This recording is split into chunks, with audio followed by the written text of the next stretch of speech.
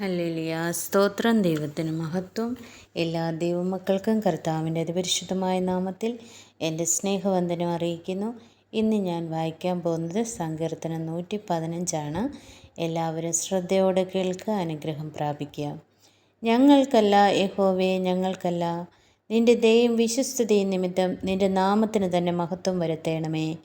അവരുടെ ദൈവം ഇപ്പോൾ എവിടെയെന്ന് ജാതികൾ പറയുന്നത് എന്തിന്? നമ്മുടെ ദൈവമോ സ്വർഗത്തിലുണ്ട്. തനിക്കിഷ്ടമുള്ളതൊക്കെയും അവൻ ചെയ്യുന്നു. അവരുടെ വിഗ്രഹങ്ങൾ പൊന്നും വെള്ളിയുമാകുന്നു, മനുഷ്യരുടെ കൈവേല തന്നെ.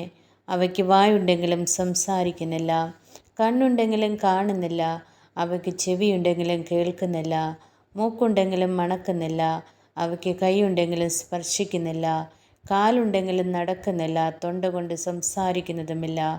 അവയെ ഉണ്ടാക്കുന്നവർ അവയെപ്പോലെയാകുന്നു. അവയിൽ ആശ്രയിക്കുന്ന ഏവനും അങ്ങനെ തന്നെ.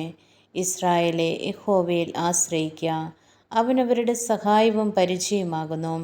അഹരോൻ ഗൃഹമേ, യഹോവയിൽ ആശ്രയിക്കുക, അവനവരുടെ സഹായവും പരിചയമാകുന്നു.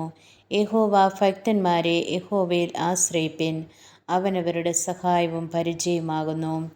യഹോവ നമ്മെ ഓർത്തിരിക്കുന്നു, അവൻ അനുഗ്രഹിക്കും. അവൻ ഇസ്രായേൽ ഗൃഹത്തെ അനുഗ്രഹിക്കും, അവൻ അഹരോൻ ഗൃഹത്തെ അനുഗ്രഹിക്കും. അവൻ യഹോവ ഭക്തന്മാരായ ചെറിയവരെയും വലിയവരെയും അനുഗ്രഹിക്കും. യഹോവ നിങ്ങളെ മേൽക്കുമേൽ വർദ്ധിപ്പിക്കട്ടെ, നിങ്ങളെയും നിങ്ങളുടെ മക്കളെയും തന്നെ. ആമേൻ. ആകാശത്തെയും ഭൂമിയെയും ഉണ്ടാക്കിയ യഹോവയാൽ നിങ്ങൾ അനുഗ്രഹിക്കപ്പെട്ടവർ ആകുന്നു. ആമേൻ. ഹല്ലേലൂയ. സ്തോത്രം. സ്വർഗം യഹോവയുടെ സ്വർഗമാകുന്നു.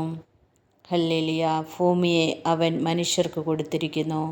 ഹല്ലേലൂയ. ആമേൻ, ആമേൻ, ആമേൻ.